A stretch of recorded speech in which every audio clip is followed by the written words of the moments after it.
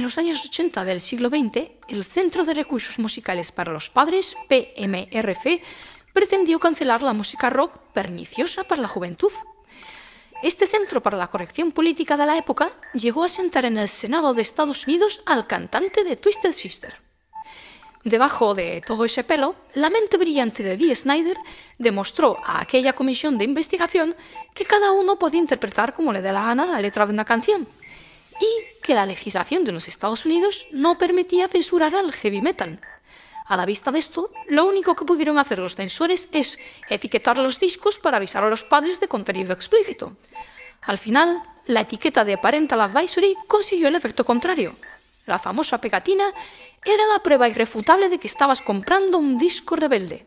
Así que, con esa distinción, tenías un superventas. ¿Que la censura no es progreso? Bueno, para Dee Snider sí. Hola, soy Bárbara Vara y mis pronombres personales son yo, mi, me, conmigo. Que sí, que los míos también.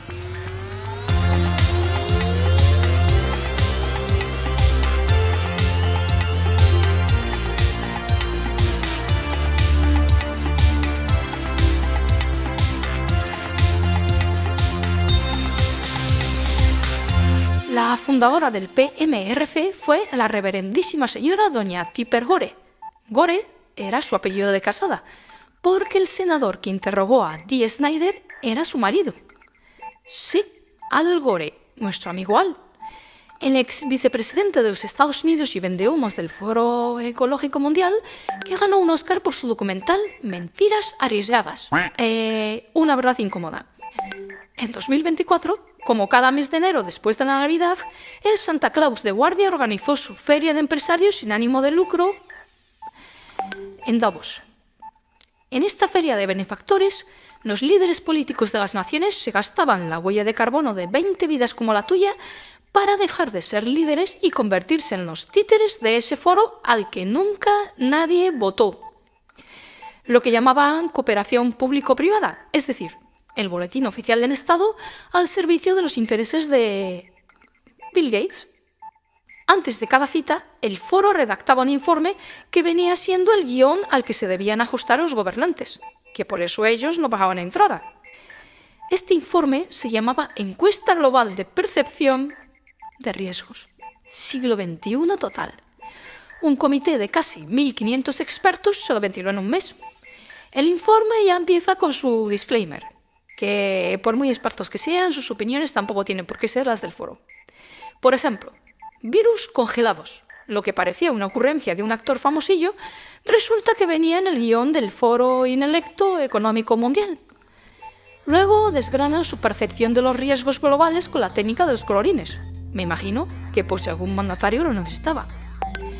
Pues eso, fenómenos meteorológicos de la extrema gravedad, polución, inflación, migración, polarización social, la guerra. Oye, qué cracks los expertos. Pero ese año los psicoriesgos bajaron en la escala de urgencia. El colorcito verde si eres político.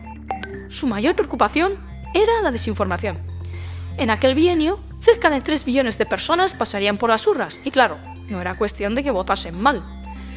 Que la desinformación que pululaba por los dispositivos móviles podría alterar la percepción de legitimidad de los gobiernos salidos de las urnas o de los pactos postelecciones. Legitimidad. Y es que, por ejemplo, el WhatsApp de la época les resultaba muy opaco. Eso del cifrado de extremo a extremo, bueno, claro, sería demasiado extremista. Y a falta de inteligencia natural, la artificial se convirtió en su diana. Una campaña hecha por IA podría ser muy emotiva. How dare you? Y podría manipular a los votantes e incluso provocar la violencia. Esto, los inventores del planeta B. Les gustaba el modelo chino de poner una marca de agua a todo contenido generado por IA.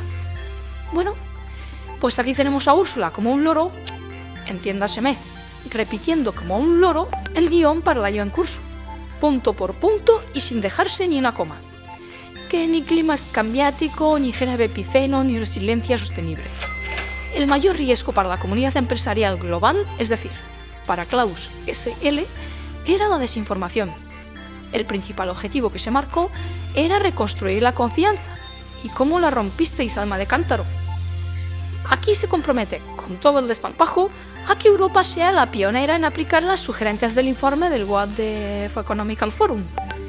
Nos explican que la libertad conlleva riesgos, que resulta que los gobiernos y las empresas tienen intereses coincidentes y que los valores que son importantes para Úrsula fuera de la red también tienen que ser dentro. Así que ojo a la responsabilidad de las plataformas de Internet con el contenido que promueven y propagan, y no se despeina. Sobre la IA, dice que es un gran riesgo en manos de los usuarios, pero en este discurso ofrece el gran banco de datos de la UE para que las tecnológicas entrenen sus IAs y logren la identificación biométrica en tiempo real. Pero eso no es arriesgado. Eso es ir de la mano gobiernos y empresas. En 2023, el gobierno de Canadá decidió ir de la mano de las grandes plataformas en redes siempre que el algoritmo beneficiase a los comunicadores canadienses y no recomendase tanto según el gusto de las audiencias del país. Y esto lo hizo por ley. Según su ley C11, la Comisión Canadiense de Radio, Televisión y Telecomunicaciones tiene autoridad para regular a las plataformas, los mismos que censuraron Money for Nothing por una palabra fea. Bueno, no lo he visto comentado por ahí y hay que decir que en el informe de aquel año del Economic Forum también apuntan a que pasarse a rosca con la censura puede provocar que los gobiernos caigan en la tentación de imponer el discurso único y cancelar la disidencia, prensa u oposición. La solución, bueno, pues eso ya, pues lo que vean, que estos venían otra cosa. Que, como en el Nostromo, en el ciberespacio, nadie podrá oírte por mucho que grites que si no estamos mejor, no es progreso. Hasta pronto, aquí. Y otra de las líneas de trabajo es también minimizar ese clima contrario a la gestión de crisis por parte del gobierno. Lo que sí hay es una monitorización de las redes sociales, como hacemos en todo momento. Numa ONU, uai, xarai,